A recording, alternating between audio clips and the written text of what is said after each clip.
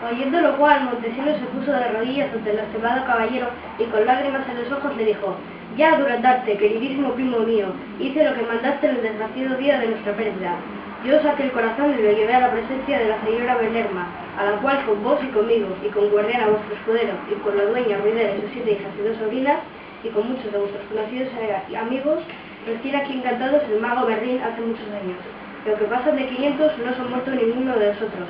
Solamente falta Ruidera y sus hijas y sobrinas, a las cuales, por compasión que debió tenerles Merlín, las convirtió en otras tantas lagunas que ahora las llaman las lagunas de Ruidera. Y vuestro escudero Guardiana fue convertido en un río de su mismo nombre. Sabed que aquí tenéis en vuestra presencia a aquel gran caballero de quien tantas cosas tienen profetizadas el sabio Merlín, aquel Don Quijote de la Mancha, quien ha resucitado con mayores glorias de los siglos pasados la ya olvidada andante caballería, por cuyo medio y favor podría ser que nosotros fuésemos desencantados, que las grandes hazañas para los grandes hombres son guardadas». Y aun cuando así no ocurriera, respondió Durandarte, «paciencia y barajar».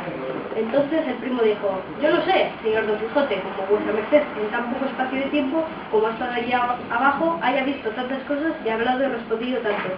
«¿Cuánto hace que bajé?», preguntó Don Quijote. «Poco más de 1 hora», respondió Sancho. «Eso no puede ser», contestó Don Quijote, «porque allá me anocheció y amaneció y tornó a anochecer y amanecer 3 veces. De modo que, a mi cuenta, 3 días he estado en aquellas remotas y escondidas partes». «Perdóneme, vuesa merced», dijo Sancho. «Dios mío, si le digo que de todo cuanto aquí ha dicho, llémeme Dios, que va a hacer el diablo si le quiero cosa alguna». «¿Cómo no?», dijo el primo, «pues habría de mentir el señor Don Quijote, que aunque quisiera, no ha tenido ocasión para componer e imaginar 1.000.000 de mentiras». «Yo no creo que mi señor mienta», replicó Sancho. «Si no, ¿qué crees?», le preguntó Don Quijote. «Creo», dijo Sancho, «que aquel Merlín o aquellos encantadores que encantaron a toda la chusma que vuestra merced dice que ha visto allá abajo, le encajaron en la imaginación toda esa historia que nos ha contado, y todo aquello que por contar le queda». «Todo eso pudiera ser, Sancho», contestó Don Quijote, «pero no es así, porque lo que he contado lo vi con mis propios ojos y lo toqué con mis propias manos. Pero, ¿qué dirás cuando te diga ahora, como, entre otras infinitas cosas y maravillas que me mostró Montesinos, me señaló 3 labradoras que por aquellos preciosos campos iba saltando como cabras, y apenas las hube visto cuando conocí ser una la sin par Dulcinea del Toboso, y las otras 2 aquellas mismas labradoras que venían con ella que hallamos a la salida del Toboso?» Pregunté a Montesinos si las conocía, y me contestó que no, pero que él imaginaba que debían de ser algunas señoras principales encantadas, que pocos días antes habían aparecido en aquellos prados.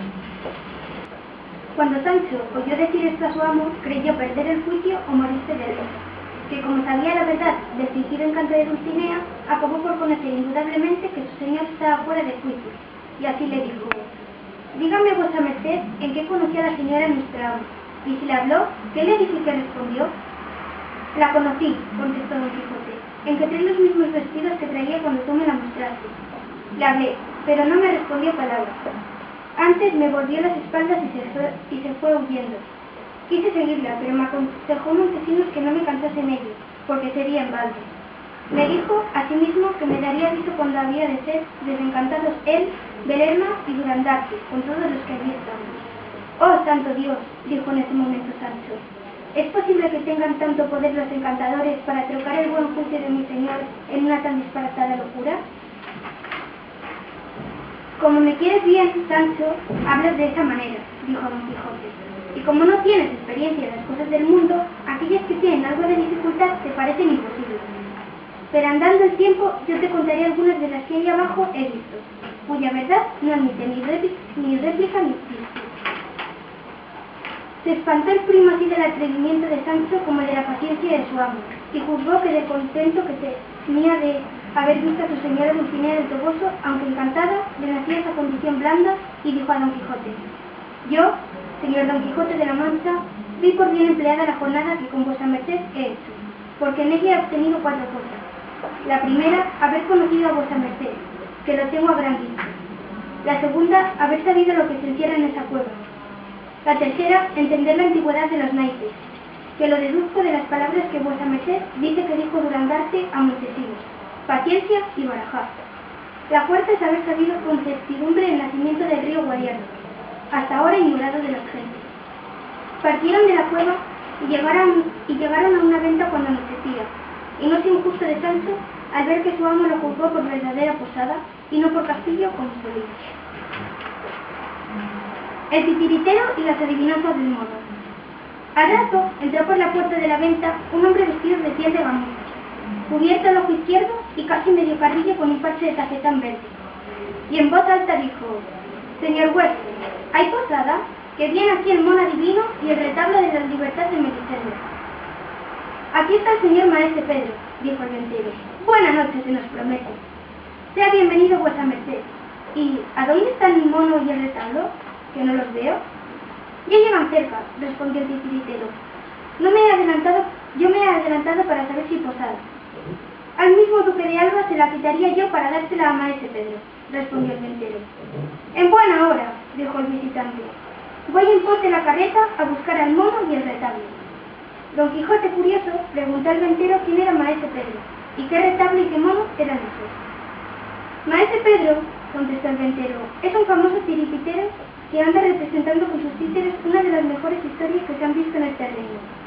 Trae consigo un mono de rara habilidad, el cual, si le preguntan algo, escucha lo que le dicen y luego salta sobre los hombros de su amo y le repite al oído la respuesta, que maese Pedro repite en voz alta. 2 reales lleva por cada pregunta si es que la responde». Volvió maese Pedro y apenas le dio Don Quijote, le preguntó: «¿A qué nos dedicamos? ¿Qué va a hacer de nosotros?» «Señor, este animal no responde de las cosas que están por venir. De las pasadas y de las presentes sabe algo». Dio un brinco que le puso el mono en el hombro y acercando la boca a su oído, comenzó a hacer como si le hablara. Entonces maese Pedro, poniéndose de rodillas, abrazando las piernas de Don Quijote, exclamó: «Abraza estas piernas del más insigne de los caballeros andando. Oh, jamás como se debe alabado caballero Don Quijote de la Mancha, brazo protector de los caídos y consuelo de los desdichados». Pasmado quedó Don Quijote, absorto Sancho, dispensa el primo, confuso el posadero. El titiritero continuó: «Y tú, oh buen Sancho Panza, el mejor escudero del mejor caballero del mundo, alégrate que tu buena mujer Teresa está buena y en este momento le está restregando una libra de vino, y por más señas tiene afilado un jarro de vino, con el que se entretiene en su trabajo». «Eso creo yo muy bien», respondió Sancho. «Ahora digo», intervino Don Quijote, «porque lee mucho y anda mucho, ve mucho y sabe mucho. Digo esto porque, ¿qué persuasión fuera bastante para persuadirme que hay monos que adivinan como lo he visto ahora con mis propios ojos? Porque yo soy el mismo Don Quijote de la Mancha que este animal ha dicho. Y ahora quiero armar mis retablos y dar placer a cuantos están en la venta, sin paga alguna», dijo maese Pedro. Cuando tuvo visto el retablo todo resplandeciente de luces, maese Pedro se metió dentro de él para manejar los títulos. Un chico se puso fuera para ir indicando con una varilla las figuras que iban saliendo según la historia que se representaba. Todos los huéspedes se acomodaron frente al escenario y Don Quijote y Sancho Panza en los lugares de preferencia. Sonaron tambores y cornetas, y estallaron salvas de artillería, y luego el chico anunció: «Esta verdadera historia que aquí se representa está sacada al pie de la letra de las crónicas francesas y de los romances españoles que andan en boca de la gente. Trata de la libertad que dio el señor Don Gaiferos a su esposa Melisenda, que estaba cautiva de los moros en España, en la ciudad de Sansueño, que así se llamaba entonces lo que hoy se llama Zaragoza. Y miren a aquel moro que es el rey Marsilio que la tiene prisionera. Mas esta figura que aparece a caballo es Don Gaiferos, que charla con su esposa, que ahora se descuelga del balcón para ponerse en la zampa del caballo de su esposa. Pero ¡ay, mala suerte! Se le enredó la falda en un hierro del balcón y se sigue colgando en el aire sin poder llegar al suelo.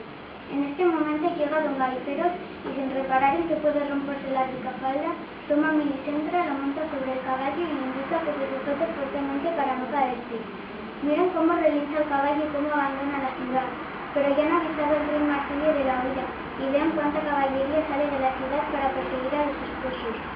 Me temo que van a alcanzar y hacer retornar atados a la cola de su mismo caballo, lo cual ha de ser un horrendo espectáculo». En esto Don Quijote, pareciéndole bien que debía dar ayuda a los que huían, se puso de pie y en voz alta dijo: «No consentiré yo que en mi presencia se engañe tan famoso caballero y a tan atrevido enamorado como Don Gaiferos. Deteneos, canallas, no lo sigáis ni persigáis, sino teniendo ustedes en la calle». Y diciendo y haciendo, desenvainó la espada y de un brinco se puso al pie del retablo y con gran furia comenzó a dar cuchilladas sobre los títeres, derribando a unos, descabezando a otros, estropeando a este, destrozando a aquel y, entre otras muchas, dio una estocada tal que si maese Pedro no se agacha y se esconde, le atraviesa el cuello. Maese Pedro daba voces diciendo: «Deténgase vuestra merced, señor Don Quijote. Advierta que estos que derriba, destroza y mata no son verdaderos moros, sino figurillas de pasta. Mire que me destruye y echa a perder mi hacienda». Pero no por eso Don Quijote dejaba de lanzar cuchilladas, mandobles, tajos y reveses como llovidos. Finalmente, en menos de 2 credos, dio con el retablo en el suelo, hechas pedazos y desmenuzadas sus figuras. Todos los presentes se alarmaron. El mono huyó por los tejados de la posada. Temió el primo, y hasta el mismo Sancho Panza tuvo pavor, porque no había visto a su señor con tan desatinada cólera. Hecho añicos el retablo, sosegóse un poco Don Quijote y dijo: «Quisiera tener aquí delante a todos aquellos que no crean de cuánto provecho son en el mundo los caballeros andantes. ¿Qué hubiera sido de don Gaiferos y de la hermosa Melisendra si no me hallara yo presente? Seguro que los habrían alcanzado estos perros y les hubieran hecho algún desaguisado. En resolución, viva la caballería andante sobre cuantas cosas hay en la tierra».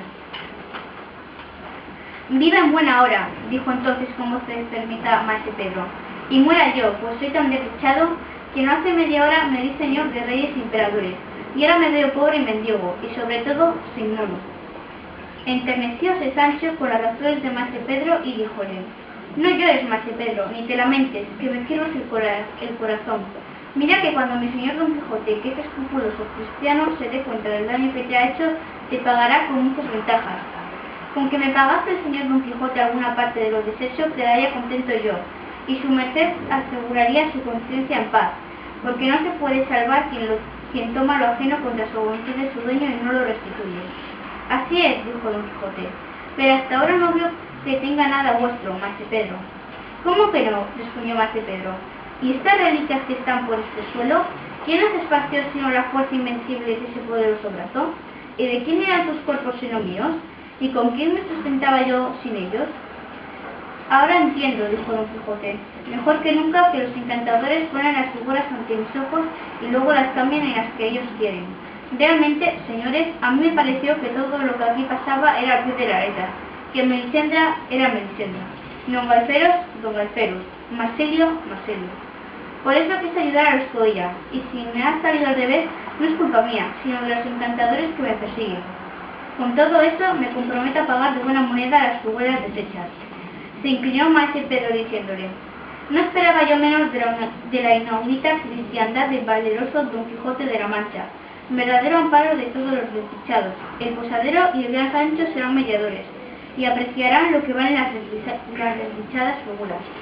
Maese Pedro fue poniendo precio a cada figura destrozada, y los 2 jueces iban moderándolo, hasta llegar a sumar 40 reales y 3 cuartillos. Además, pidió maese Pedro 2 reales por el trabajo de tener que buscar al mono. Por fin la borrasca del retablo se acabó, y todos cenaron en paz y buena armonía. Don Quijote y Sancho Panza a la mañana siguiente dejaron la posada y volvieron a ponerse en camino. Nos falta decir quién era maese Pedro y cómo se las arreglaba para que su mono adivinara el pasado y el presente.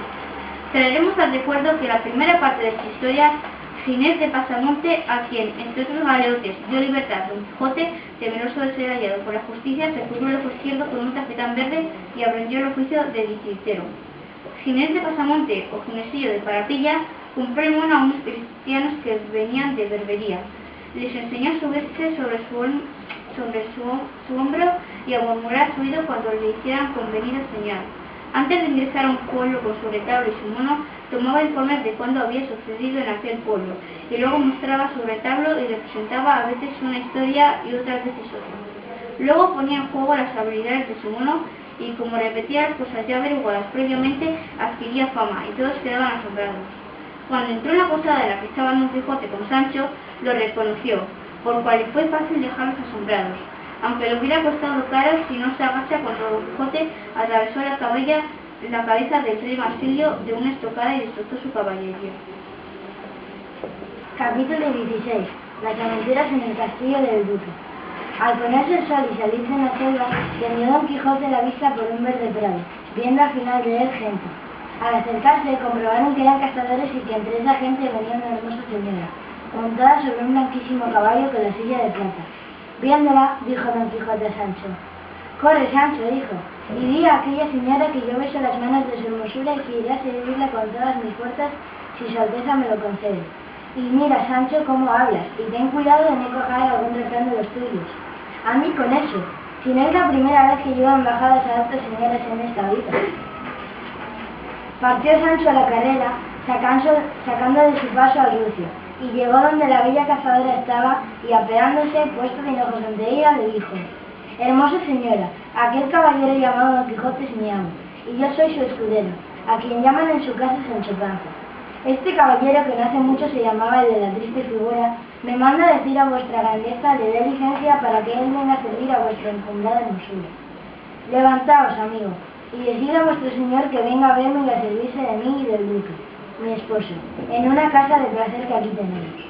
Se levantó Sancho, al mirar así de la hermosura de la buena señora como de su cortesía. Le preguntó a la duquesa: «Decidme, escudero, ¿este vuestro señor no es uno de quien me anda impresa una historia que se llama El ingenioso hidalgo Don Quijote de la Mancha y que tiene por señora de su alma una Dulcinea del Toboso?» «El mismo es, señora», respondió Sancho, «y aquel escudero que debe andar en tal historia soy yo». Sancho volvió donde su amo para contarle lo que la bella señora le había dicho. Don Quijote se afirmó los estribos, se acomodó la visera y arremetió a Rocinante para ir a besar las manos de la duquesa, la cual, haciendo llamar a su marido, le contó la embajada de Don Quijote. Y los dos, por haber leído la primera parte de esta historia y haber entendido por ella el disparatado humor de Don Quijote, quisieron servirle la broma, tratándole como caballero andante el tiempo que estuviese con ellos. Inmensa era la alegría de Sancho, porque se imaginaba que iba a encontrar en este castillo la buena vida. Antes de llegar se adelantó el duque y dio órdenes a sus criados del modo que tenían que tratar a Don Quijote. Al entrar en un gran patio del castillo, llegaron dos hermosas doncellas que echaron sobre los hombros de Don Quijote un gran manto escarlata.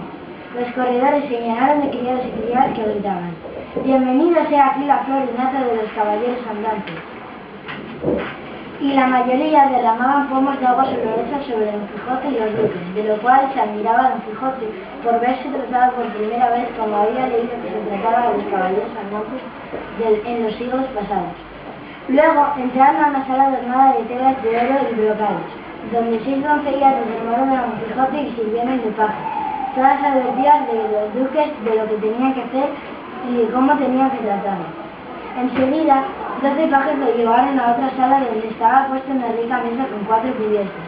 Los duques recibieron a Don Quijote en la puerta de la sala, y con ellos se encontraba un eclesiástico de esos que gobiernan las tablas de los príncipes. El duque invitó a Don Quijote a sentarse a la cabecera de la mesa. Enfrente se sentó el eclesiástico y a los dos lados los duques.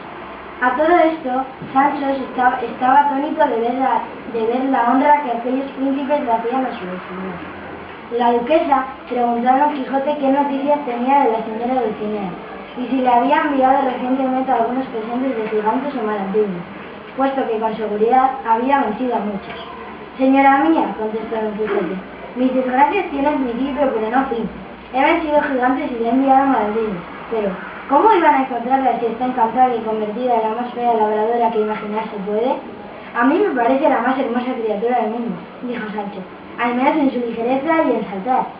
Mas el eclesiástico, al oír hablar de gigantes y de encantos, cayó en la cuenta de que aquel debería de ser Don Quijote de la Mancha, cuya historia leía el duque a menudo y con no reprimida cólera exclamó: «Alma de cántaro, ¿quién te ha metido en el cerebro que eres un caballero andante y que vences a gigantes y malandrines?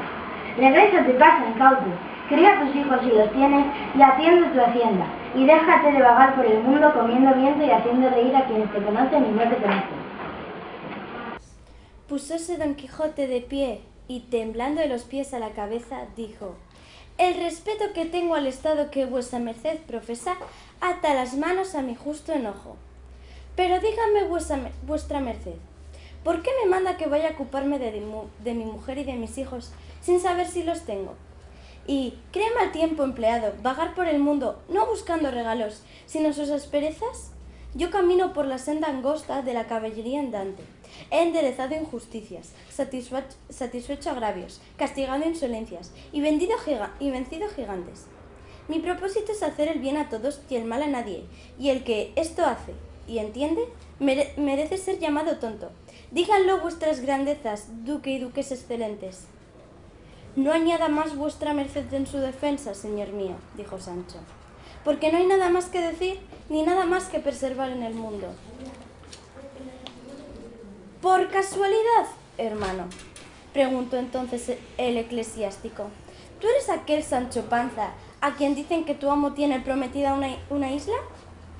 Así es, respondió Sancho. Yo soy de los quien a buen árbol se arrima, buena sombra lo cobija. Me he arrimado a un señor, y seré como él. Ni a él le harán falta imperios que gobernar, ni a mí islas que mandar. No te faltará, por cierto, Sancho amigo, intervino entonces el duque, porque yo, en nombre del señor Don Quijote, te doy el gobierno de una isla que tengo. Arrodíllate, Sancho, ordenó Don Quijote, y besa los pies de su excelencia por el favor que te concede. Lo hizo así Sancho, pero el eclesiástico se levantó de la mesa diciendo: si serán locos que los cuerdos confirman sus locuras. Quédese vuestra excelencia con ellos, que mientras estén en su casa yo estaré mejor que en la mía. Y sin añadir más, se fue sin hacerse detener pues los ruegos del duque y las súplicas de la duquesa. Cuando cesó la plática, Don Quijote se fue a reposar la siesta. El duque dio nuevas órdenes para el trato de Don Quijote, sin salirse nada del estilo de como cuentan que se trataban a los antiguos caballeros. Capítulo 17. Viaje sobre el caballo clavileño. Tenía el duque un mayordomo, de muy burlesco y desenfadado ingenio, al que se le ocurrió la más graciosa burla que se puede imaginar. Cuando los duques descansaban en el jardín, una tarde entraron 12 doncellas distribuidas en 2 filas. Por detrás venía una señora, y todas llevaban el rostro cubierto por un velo negro que no dejaba traslucir nada. «Señor poderosísimo, hermosísima señora», dijo la dama, «he venido hasta aquí para hallar al valerosísimo Don Quijote de la Mancha y al escuderísimo Sancho». «El Panza», intervino Sancho. «Aquí está, soy yo, y el Quijotísimo también. Podrás así, dolorísima señora, decirlo quisieridísimis que estamos todos preparados y aparejadísimos para ser vuestros servidorísimos». En esto se levantó Don Quijote. «Yo soy Don Quijote de la Mancha, y mis oídos escuchan sus males para poderlos remediar».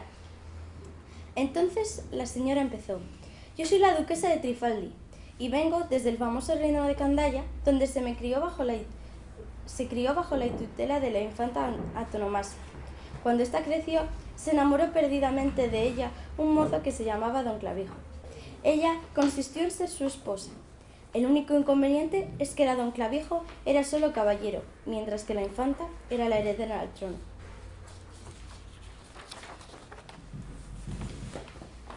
Resulta que para castigar el atrevimiento de Don Clavijo apareció montado en un caballo de madera el gigante Malambruno, que era, además, encantador, y con sus artes la convirtió a ella en una mona de bronce y a él en un cocodrilo de metal, y luego colocó entre los dos un cartel que decía: «No recobrarán sus antiguas formas estos atrevidos hasta que el valeroso manchego venga a las manos conmigo en singular batalla». Luego hizo traer a todas las doncellas del palacio. Aquí veis a quienes también querían castigar, no con la pena capital, sino con otras que no diesen una muerte continua. Y en el mismo instante sentimos que se nos abrían los poros de la cara y que nos punzaban con agujas. Nos tocamos los rostros con las manos y nos encontramos como ahora verán.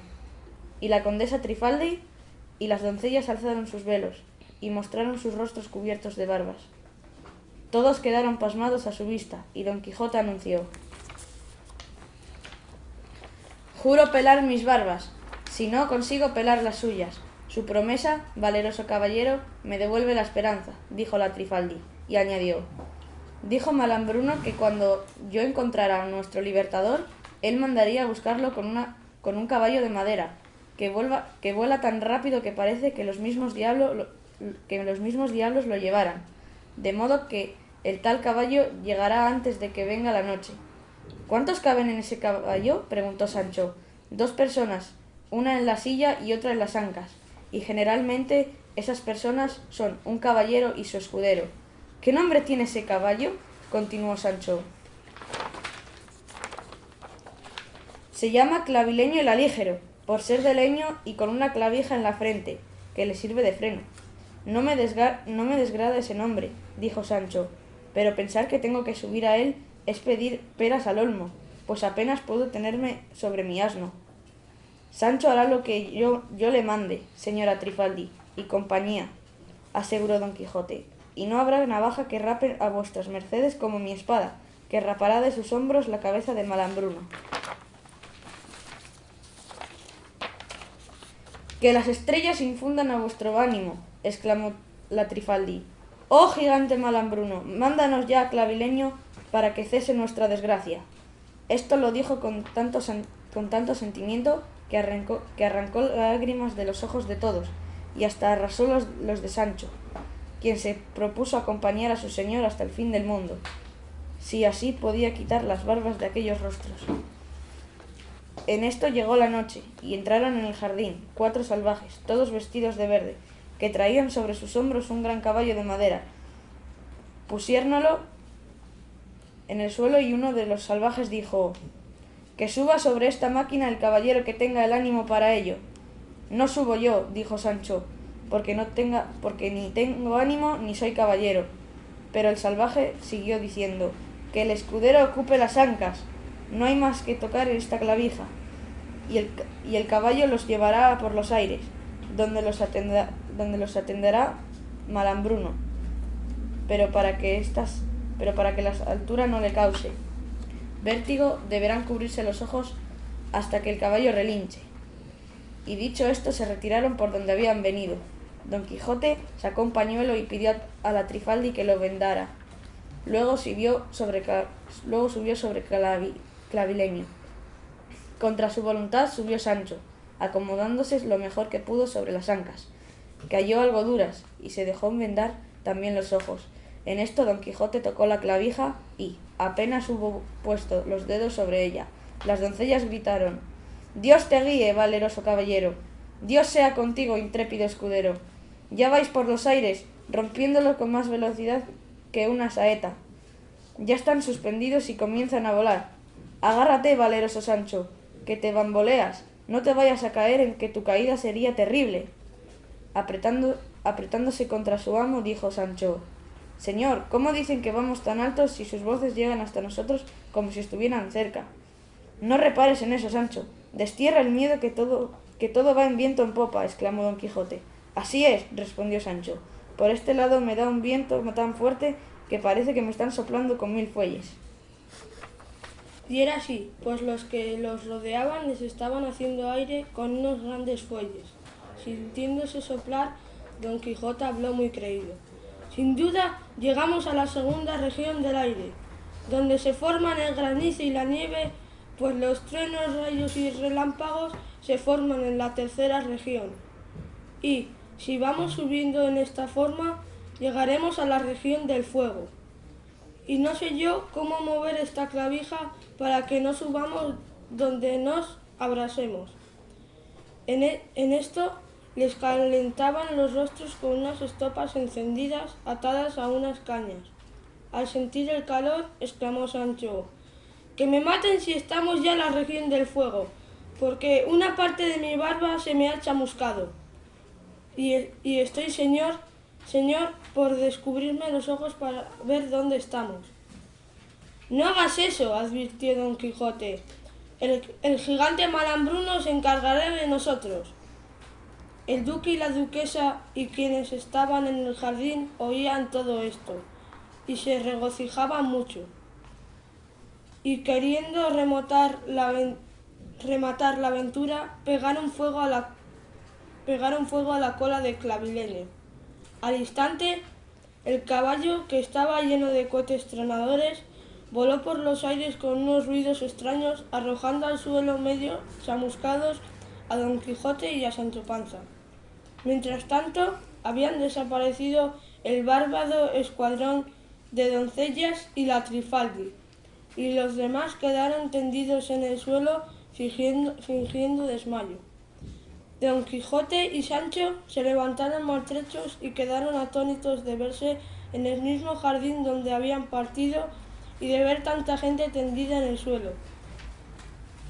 Don Quijote se asombró más cuando vio clavada en la tierra una lanza de la que pendía un letrero que tenía escrito con letras de oro: el inclito caballero Don Quijote de la Mancha acabó la aventura de la condesa.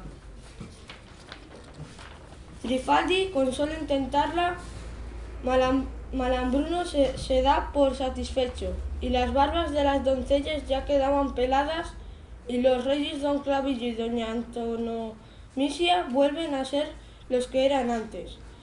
Contento Don Quijote de haber acabado tan grande aventura con tan poco peligro, fue a prestar ayuda a los duques que estaban desmayados. El duque volvió en sí poco a poco, luego la duquesa y todos los demás, dando muestra de maravilla y espanto, como si hubiera acontecido todo de veras. El duque leyó el cartel con los ojos medio cerrados y fue a abrazar a Don Quijote, diciéndole que era el mejor caballero de todos los siglos.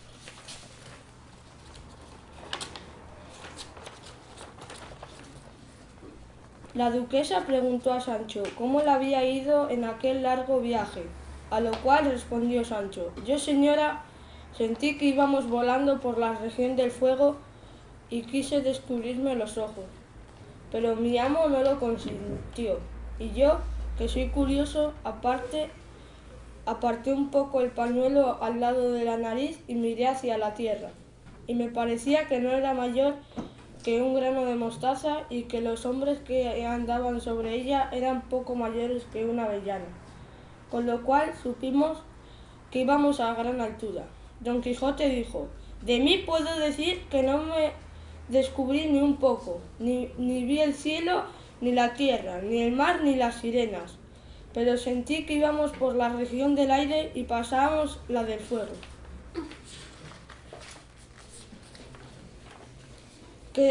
Quedaron tan contentos los duques con los sucesos anteriores que determinaron seguir la burla, y dando órdenes a sus criados y vasallos de cómo debían comportarse con Sancho en el gobierno de la isla prometida, le notificaron para que se arreglara para ser gobernador, porque sus vasallos isleños le estaban aguardando. Vístanme, dijo Sancho, como quieran. De cualquier manera que vaya vestido siempre, seré Sancho. Cierto, dijo el duque, pero los trajes se han de acomodar con el oficio de la dignidad que se profesa, que no sería bien que un juez se vistiese como un soldado, ni un soldado como un sacerdote. Vos, Sancho, iréis vestido por parte letrero y parte capitán, porque en la isla que os doy son necesarias tanto letras como armas. Letras, respondió Sancho, pocas tengo, porque aún no sé el ABC. De las armas manejaré las que me dieren, y que sea lo que Dios quiera. Cuando todo estuvo listo para el viaje de Sancho Panza a su isla, se despidió de Don Quijote y de los duques. Recibió la bendición de su señor, que se la dio con lágrimas en los ojos, y Sancho la recibió con pucheros. Salió Sancho a caballo acompañado de un mayordomo del duque. Iba detrás de él su asno con adornos de seda, y a cada rato volvió la cabeza para mirarlo. Con todo su acompañamiento llegó Sancho a un lugar de unos 1000 vecinos, que eran de los mejores que tenía el duque. Le dieron a entender que se llamaba la Ínsula Barataria. Al llegar a las puertas de la villa, que era cercada, salió el pueblo a recibirle. Tocaron las campanas y todos los vecinos dieron muestras de general alegría, y con mucha pompa lo llevaron a la iglesia a dar gracias a Dios, y luego, con algunas ridículas ceremonias, le entregaron las llaves del pueblo y le admitieron por perpetuo gobernador de la isla de Barataria. Finalmente, sacándolo del templo, lo llevaron a la silla del juzgado y lo sentaron en ella. Y el mayordomo del duque le dijo: es costumbre antigua de esta isla, señor gobernador, que quien viene a tomar posesión de ella está obligado a responder a una pregunta que se le haga, que sea algo intricada y dificultosa, de cuya respuesta el pueblo toma pulso del ingenio del nuevo gobernador, y así se alegra o entristece con su venida. Pues adelante, dijo Sancho, que yo responderé lo mejor que pueda. se entristezca o no el pueblo. Se presentaron dos hombres ancianos. El uno traía una especie de caña con bastón y el otro nada. El segundo dijo: Señor, a este buen hombre le presté hace días 10 escudos de oro con la condición de que me los devolviera cuando se los pidiera. Pasaron muchos días sin que se los pidiera, y pareciéndome que se descuidaba en la paga, se los he pedido una y muchas veces. Y no solamente no me los devuelve, sino que se niega de él habérselos prestado, y que si se los presté ya me los ha devuelto. Yo no tengo testigos y quisiera que vuestra merced le tome juramento, y si jurase que me los ha devuelto, yo se los perdono. ¿Qué decís a esto, buen viejo del bastón?, preguntó Sancho. Yo, señor, dijo el viejo, confieso que me los prestó, y puesto que lo confío a mi juramento, bajé vuestra merced a esa vara, y juraré sobre ella que se los he devuelto. Bajó el gobernador la vara, y en tanto el viejo del bastón daba al otro viejo, para que se lo agarrase mientras juraba, como si a él le molestara mucho. Luego puso las manos en la cruz de la vara, diciendo que era verdad que le había prestado esos 10 escudos, pero que se los había devuelto en sus propias manos. El gobernador preguntó al acreedor que respondía a lo que decía su contrario. Él dijo que su deudor debía decir la verdad, porque lo tenía por un hombre de bien, y que al verse le debía haber olvidado cómo y cuándo se los había devuelto, y que de allí en adelante jamás le pediría nada. Volvió a tomar su bastón el deudor y, bajando la cabeza, salió del juzgado, visto lo cual por Sancho, y que sin más ni más se iba. Y viendo también la paciencia del denunciante, inclinó la cabeza sobre el pecho y, poniéndose el índice de la mano derecha sobre las cejas y las narices, estuvo pensativo un rato. Luego alzó la cabeza y mandó que llamasen al viejo del bastón, que ya se había marchado. Se lo trajeron y, viéndolo, le dijo: «Dadme, buen hombre, ese bastón, que lo necesito». «De muy buena gana», respondió el viejo. «Aquí está, señor». Y se lo puso en la mano. Lo tomó Sancho y, dándoselo al otro viejo, le dijo: «Andad con Dios, que ya habéis pagado». «¿Yo, señor?», respondió el viejo. «Pues vale, esta caña de 10 escudos de oro». «Sí», dijo el gobernador, «o si no, yo soy el mayor ceporro del mundo, y ahora se verá si tengo yo talento para gobernar todo un reino». Y mandó que allí, delante de todos, se rompiese y abriese la caña. Así se hizo, y el corazón de la caña hallaron 10 escudos de oro. Quedaron todos asombrados y tuvieron a su gobernador por un nuevo Salomón. Y le preguntaron de dónde había inferido que en aquella caña estaban los 10 escudos. Respondió Sancho que al ver que el viejo le daba la caña al otro mientras juraba que le había dado los 10 escudos y que se le volvía a pedir después de jurar, se imaginó que adentro estaba el dinero. Finalmente se fueron, un viejo avergonzado y el otro apagado, y los presentes quedaron admirados de la discreción de su nuevo gobernador. Los de juzgado llevaron a Sancho Panza a un suntuoso palacio, a donde en una gran sala estaba puesta una real y limpia mesa. Apenas Sancho entró en la sala, sonaron unos clarines y salieron 4 pajes a recibirlo. Cesó la música, sentóse Sancho a la cabecera de la mesa, pues no había otro asiento que ese. Levantaron un blanco mantel que cubría gran diversidad de platos y manjares, y un paje le puso babero de encaje. Otro le puso delante un frutero, pero apenas hubo mordido una fruta, un personaje que de pie estaba a su lado tocó el plato con una varilla y se lo quitaron velozmente. El mayordomo le trajo otro plato con otro manjar. Iba a probarlo Sancho, pero antes de que llegase él, ya la varilla había tocado el plato, y un paje lo alzó con tanta presteza como el de la fruta. Sancho quedó suspenso y, mirando a todos, preguntó si se trataba de un juego. El de la varilla respondió: «No se ha de comer, señor gobernador, sino como es uso y costumbre. Yo, señor, soy médico y estoy pagado para serlo de los gobernadores de esta isla, y miro por su salud mucho más que por la mía, y debo ver aquello que conviene o no a su salud. Y lo principal que hago es asistir a sus comidas, cenas y dejarle de comer lo que me parece sano». «De esta manera», contestó Sancho, «aquel plato de perdices asadas, a mi parecer bien sazonado, y no me hará daño alguno». Esas no las comerá, señor gobernador, respondió el médico, en tanto que esté vivo. ¿Por qué?, dijo Sancho. Porque nuestro Hipócrates, norte y luz de la medicina, dice: todo hartazgo es malo, pero el de perdices, malísimo. Si eso es así, dijo Sancho, vea, señor doctor, qué manjares me harán provecho, y déjeme comer, porque por vía del gobernador me muero de hambre, y el quitarme la comida es como quitarme la vida. Tiene razón vuestra merced, contestó el médico, y así es mi parecer que no coma de aquellos conejos guisados, que ahí están, porque es manjar peliagudo, ni de aquella ternera, porque está adobada. Me parece entonces, añadió Sancho, que aquel platazo que contiene diversidad de cosas me podrá dar algo que sea de mi gusto y provecho.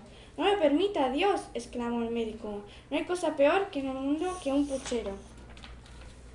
Oyendo esto, Sancho se arrimó sobre el espaldar de la silla y miró de hito en hito al médico, y con voz grave le preguntó cómo se llamaba y dónde había estudiado, a lo que respondió el galeno: yo, señor gobernador, me llamo Pedro Recio, de Agüero, y soy natural de Tirteafuera, y tengo el grado de doctor en la Universidad de Osuna.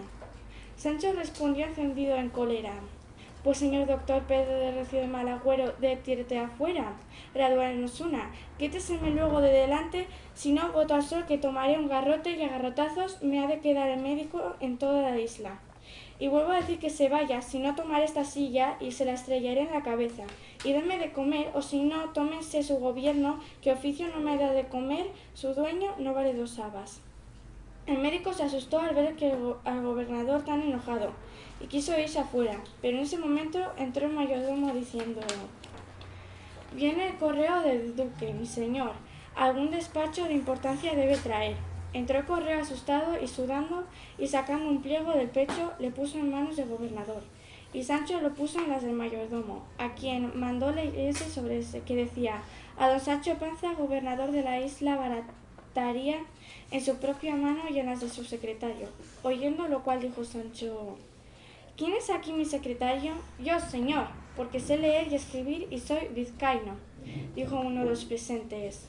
Con esta añadiduría, dijo Sancho, bien podéis ser secretario del mismo emperador. Abrid este sobre y mirad lo que dice. Lo hizo así aludido y leyó: a mi noticia ha llegado, señor don Sancho Panza, que unos enemigos míos y de esta isla le van a dar un asalto furioso, no sé qué noche. Conviene velar y a estar alerta, para que no le tomen desapercibido. Sé también que han entrado en ese lugar 4 personas disfrazadas para quitaros la vida, porque se temen de vuestro ingenio. Abrid el ojo y mirad quién llega a hablaros, y no comáis de cosa que os presente. Yo tendré cuidado de socorrerlos si se ve en apuros. De este lugar al 16 de agosto a las 4 de la mañana, vuestro amigo el duque.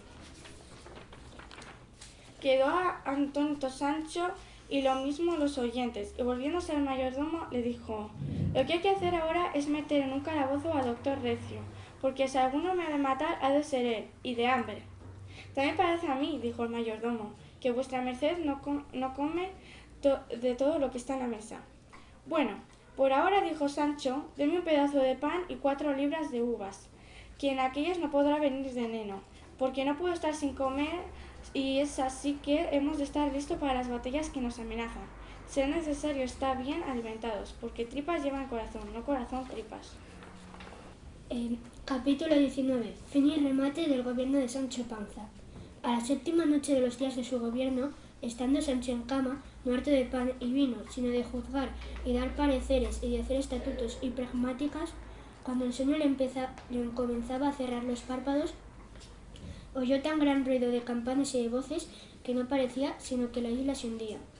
Y levantándose de la cama, se puso unas zapatillas y, sin poderse repar y salir de cama, se asomó a la puerta de su dormitorio, a tiempo de ver venir por unos corredores más de 20 personas con antorchas encendidas en las manos, gritando: ¡a las armas, señor gobernador! ¡A las armas! ¡Que han entrado infinitos enemigos en la isla! Si estamos perdidos, si vuestro ingenio y valor no nos socorre. Con este alboroto llegaron hasta donde estaba Sancho. ¿Qué me tengo que armar?, dijo Sancho. ¿Y qué sé yo de armas ni de socorros? Mejor será dejar estas cosas para mi amo don Quijote, que en 2 paletas las despachará y pondrá en cobro.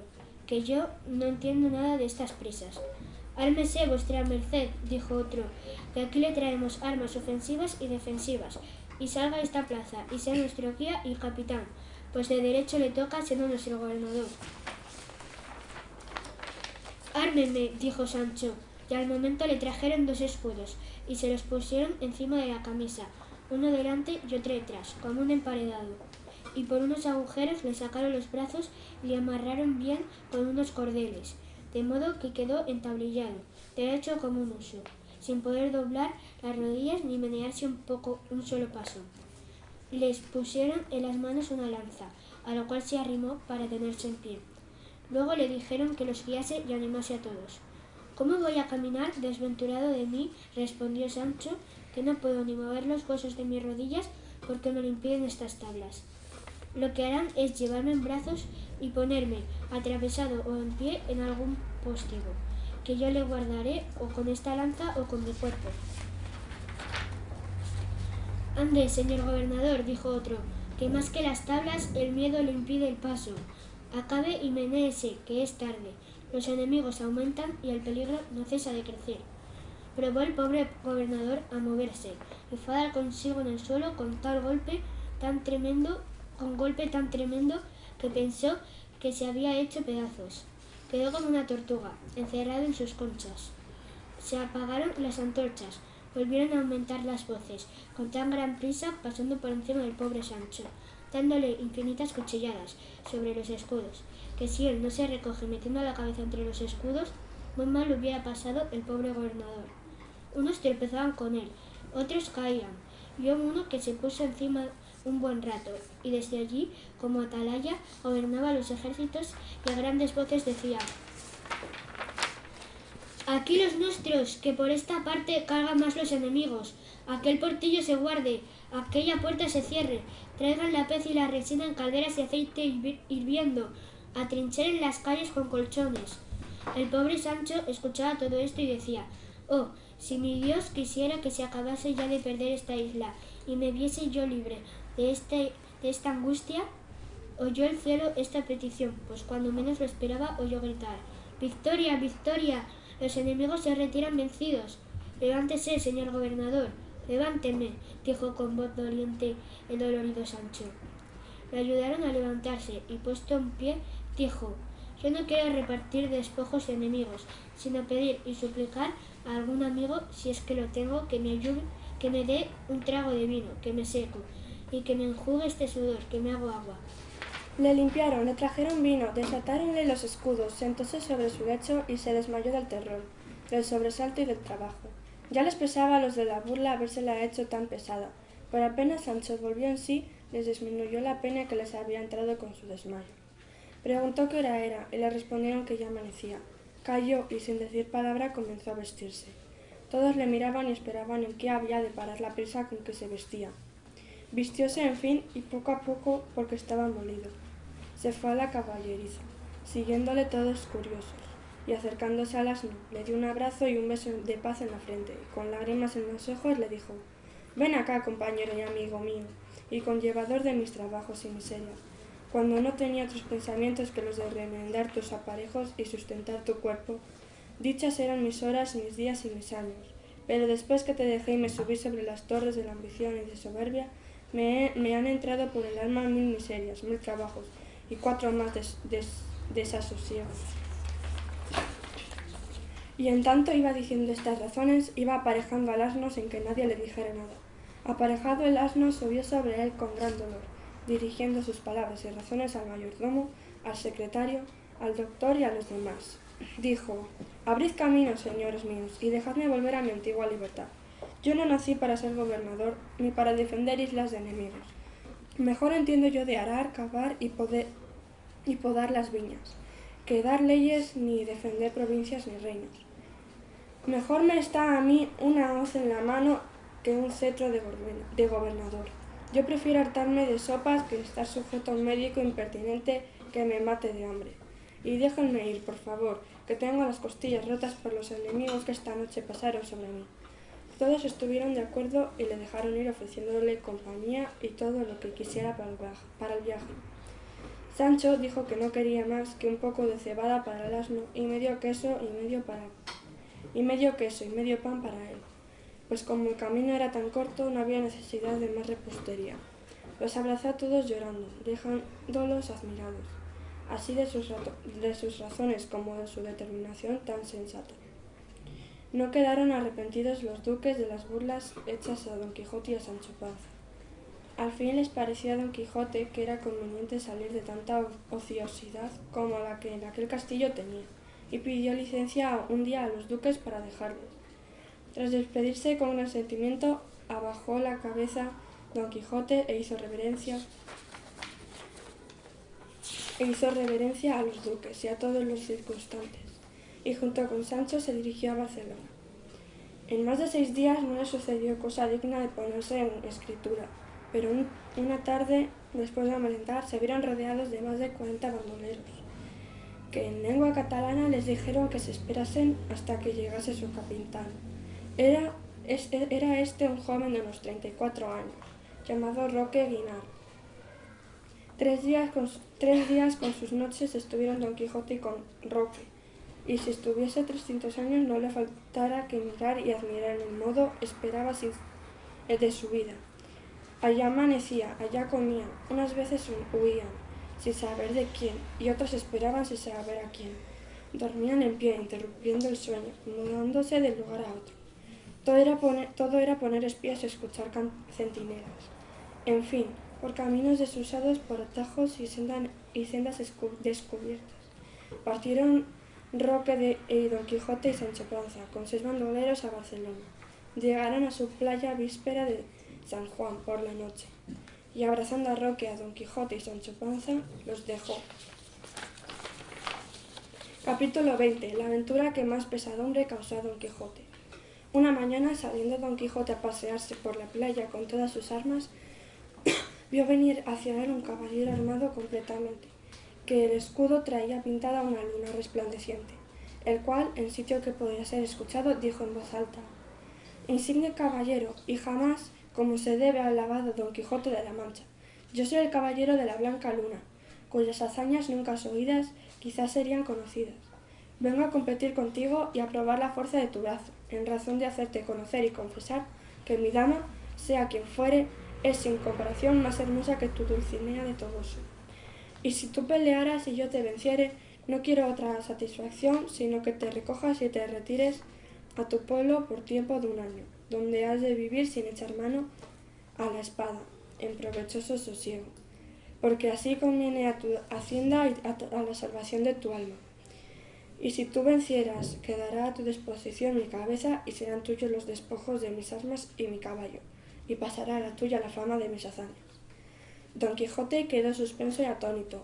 Así la arrogancia del caballero de la Blanca Luna, como de la causa por la que desafiaba, y con reposo y además severo le respondió: «Caballero de la Blanca Luna, cuyas hazañas hasta ahora no han llegado a mis oídos, yo os haré jurar que jamás habéis visto a la ilustre Dulcinea, que si lo hubierais visto yo sé que procuraríais no poneros en esta demanda, porque su vista os desengañaría de que no ha habido ni puede haber belleza que se pueda comparar con la suya.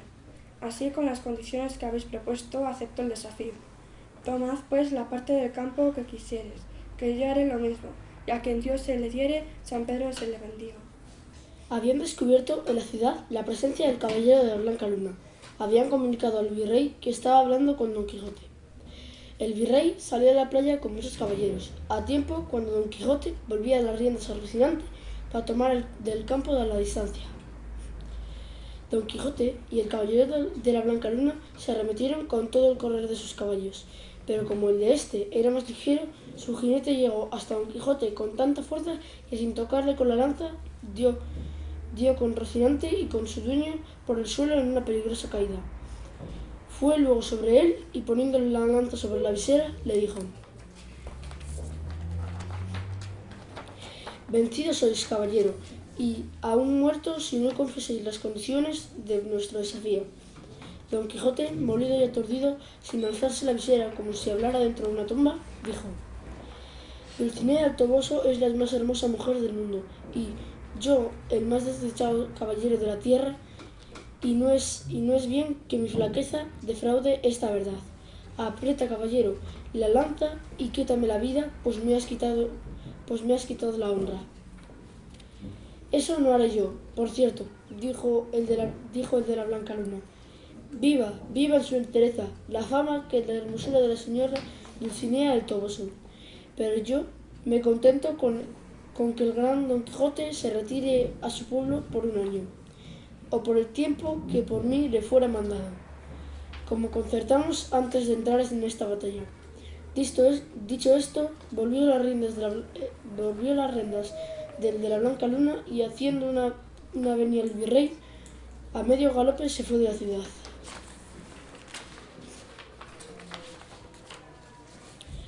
El virrey envió a don Antonio Moreno que lo siguiera y de todas maneras averiguara quién era.